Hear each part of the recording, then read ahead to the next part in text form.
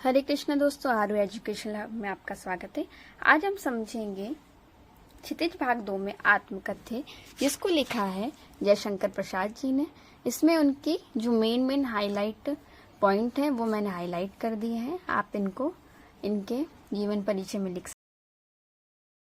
जयशंकर प्रसाद का जन्म 1889 में वाराणसी में हुआ। इसमें हो गया था। उनकी प्रमुख काव्य कृतियां हैं चित्राधर, कानन कुसुम, झरना, आंसू लहर और काम्यानी। अजातशत्रु, चंद्रगुप्त, स्कंदगुप्त और ध्रुव स्वामिनी उनके नाटक हैं। तो कांकाल, तितली और इरावती उपन्यास, आकाशदीप, आदि और इंद्राजल उनकी कहानी संग्रह है। तो आइए हम समझते हैं आत्मकथ्य, जो कि लिखा है हमारे जयशंकर प्रसाद जी ने। यह एक कविता है। मधुप गुणगान कर रहा जाता कौन कहानी यह अपनी, मुरझाकर गिर रही पत्तियां देखो कितनी आज घनी। इस गंभीर अनंत नीलिमा में असंख्य जीवन इतिहास, यह लोग करते ही रहते हैं अपना व्यंग मलिन उपहास। तब भी कहते हो कह डालूं दुर्बलता अपनी बीती, तुम सुनकर सुख पाओगे देखोगे यह सागर रीति। यहाँ तक हम समझेंगे पहला पद। संदर्भ है इसका। प्रस्तुत पद्यांश हमारी पाठ्य पुस्तक के आत्मकथ्य पाठ से लिया गया है। इसके कवि जयशंकर प्रसाद हैं। प्रसंग है इसमें बताया गया है कि इस संसार में अनेक दुख करने वाली घटनाएं हुई हैं, उन्हें आत्मकथा में लिखना उचित नहीं है। इसका भावार्थ है, कवि प्रसाद जी कहते हैं कि भौरे गुजर करके पता नहीं अपनी कौन सी दुखपूर्ण कथा सुनना चाहते हैं। आज पता नहीं कितनी पत्तियां सूखकर डालियों से गिर गई हैं। इस असीमित नीले आसमान के नीचे कितने ही दुखद वृतांत लिखे गए हैं। उन लिखने वालों को लोगों ने मजाक ही बनाया है। क्या तुम यह सब जानने पर भी मुझसे अपनी दुर्बलताओं का वर्णन आत्मकथा में करने को कहते हो? मेरी खाली गगरी जैसी जिंदगी की आत्मकथा को पढ़ के क्या तुम सुखी होगे? यहाँ पर क्या है, जो जयशंकर प्रसाद जी हैं उनके मित्र उनसे अपने जीवन के बारे में आत्मकथा लिखने को कह रहे हैं। तो उस पे बोलते हुए जयशंकर प्रसाद जी बोल रहे हैं कि मेरी खाली गगरी जैसी जिंदगी है, उसकी आत्मकथा को पढ़कर क्या तुम सुखी होगे? दुनिया में कितने लोग लिखते हैं और उनका मजाक उड़ा दिया जाता है। इस पद में जयशंकर प्रसाद जी से उनके मित्र बोल रहे हैं कि उनके स्वप्न के बारे में, उनके जीवन के बारे में वह एक आत्मकथा लिखें, जिसके बारे में वह कह रहे हैं जयशंकर प्रसाद जी कि जो मेरा जीवन है वह कई दुखों से घिरा हुआ था, उसको पढ़कर कोई क्या ही कर लेगा। मेरी खाली गगरी जैसी जिंदगी थी, तो उस आत्मकथा को पढ़कर क्या तुम सुखी होगे? अब हम समझेंगे दूसरा पद।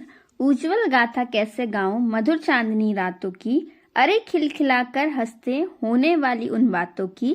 मिला कहाँ वह सुख जिसका मैं स्वप्न देखकर जाग गया, आलिंगन में आते आते मुस्कुरा कर जो भाग गया।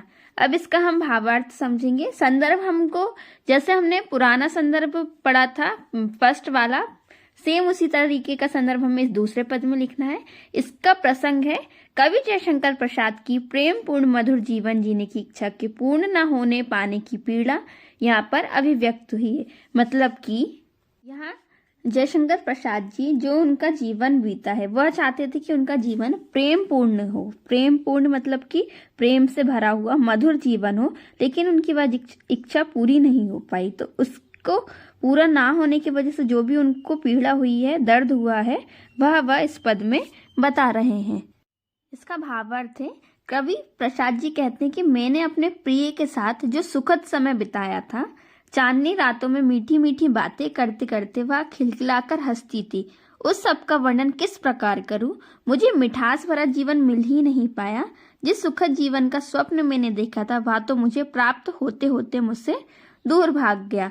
मतलब कि जो उनकी प्रियतमा थी, उनकी जो प्रिय थी, उनके साथ वह जिस प्रकार समय बिताते थे, जब वो खुश रहते थे, चांदनी रातों में उनसे बातें करते थे, वो सब अधूरा ही रह गया, वो पूरा ही नहीं हो पाया। तो वो बोल रहे हैं कि जो भी उन्हें स्वप्न देखे थे, जैसे वो सपने देखे थे उनने, वह सब पूरे ही नहीं हुए। वह पूरे होते होते भी खत्म हो गए। का काव्य सौंदर्य है, पहला, प्रेममय जीवन के इच्छुक कवि का स्वप्न पूर्ण नहीं हो सका, जो भी उन्होंने सपने देखे थे वह पूरे नहीं हुए। दूसरा, अनुप्रास अलंकार तथा साहित्यिक खड़ी बोली का प्रयोग हुआ है। अब हम अगला पद पढ़ेंगे। छोटे से जीवन की कैसे बड़ी कथाएं आज कहूँ, क्या यह अच्छा नहीं कि औरों की सुनता मैं मौन रहूं, सुनकर क्या तुम भला करोगे मेरी भोली आत्मकथा, अभी समय भी नहीं थकी सोई है मेरी मौन व्याथा। इसका संदर्भ हम जैसे पहले वाले पदों में संदर्भ लिख रहे थे, सेम उसी प्रकार हमें इस वाले पद में भी इसका संदर्भ लिखना है। इसका प्रसंग है, सामान्य जीवन जीने वाले कवि प्रसाद जी कहते हैं कि मेरे जीवन की आत्मकथा लिखने की आवश्यकता ही नहीं है, जो भी मैंने लोगों से सुना है मुझे वैसे ही समझ के चलना चाहिए, मेरी आत्मकथा सुनकर भी क्या होगा। कवि कहते हैं, अब इसका भावार्थ है कि मेरा जीवन बहुत साधारण है, मैं एक आम सा आदमी हूँ, मेरा जीवन बहुत सरल साधारण है, इसलिए आत्मकथा में अपनी प्रशंसा मैं कैसे करूँ, मैं कोई इतना महान व्यक्ति नहीं हूँ कि अपनी प्रशंसा करूँ आत्मकथा में। ऐसी स्थिति में यही उचित है कि मैं औरों की ही आत्मकथा सुनता रहूँ। मित्रों, मेरे भोले भाले जीवन की सीधी साधी आत्मकथा सुनकर तुम भला क्या करोगे, उसमें कुछ ऐसा नहीं है कि जो मैं किसी को भी बता सकूं। अभी आत्मकथा लिखने का समय भी नहीं है, क्योंकि मेरे अंतर की जो पीड़ा थी थककर चुप हो गई है। पद में कवि का यही कहना है कि मैं सरल और साधारण सा इंसान हूँ, मेरा जीवन बहुत सरल था, मेरे जीवन में ऐसा कुछ हुआ भी नहीं है कि जिसको सुनकर किसी को प्रेरणा मिले या कोई सुनकर आश्चर्यचकित हो। मेरा जीवन साधारण सा है और मैं ऐसा कुछ भी नहीं है मेरे जीवन में जो मैं लोगों को सुनाऊं, इसलिए मैं दूसरों की ही आत्मकथा सुनता हूँ, वही सुनता रहूँगा। तो अब इस पद का काव्य सौंदर्य है, सामान्य जीवन जीने वाले प्रसाद जी अपने बारे में बड़ा चढ़ाकर लिखने में असमर्थ हैं। अनुप्रास अलंकार तथा साहित्यिक खड़ी बोली का प्रयोग हुआ है।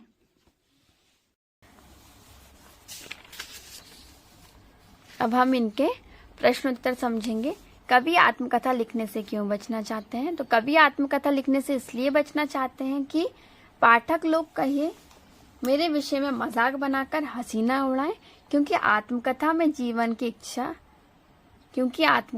जीवन की अच्छी बुरी सभी घटनाओं का वर्णन करना पड़ता है। दूसरा प्रश्न है, आत्मकथा सुनने के संदर्भ में अभी समय भी नहीं है, कवि ऐसा क्यों कहते हैं? तो आत्मकथा सुनने के संदर्भ में अभी समय भी नहीं, कवि ऐसा इसलिए कहता है कि इस समय कवि का मन दुखों की मार झेलते झेलते व्यथित हो गया है। तीसरा प्रश्न है, स्मृति को पथ्य बनाने से कवि का क्या आशय है? तो स्मृति को पथ्य बनाने से कवि अपने शेष जीवन को सुखपूर्वक व्यतीत करना चाहते हैं, क्योंकि अपने भूतकाल की यादों के सहारे ही हम मन में शांति प्राप्त करते हैं। पांचवा प्रश्न है, उज्जवल गाथा कैसे गाऊं मधुर चांदनी रातों की? यह एक महत्वपूर्ण प्रश्न है। तो इसका उत्तर है, इस कथन के माध्यम से कवि यह कहना चाहते हैं कि आत्मकथा के माध्यम से मुझे अपने सुख दुख की अनुभूतियों को भी लिखना पड़ेगा, अतः मुझे अपने दुख रूपी सुख की कहानी किस प्रकार व्यक्त करूं। तो यह पाठ यहीं पर समाप्त होता है।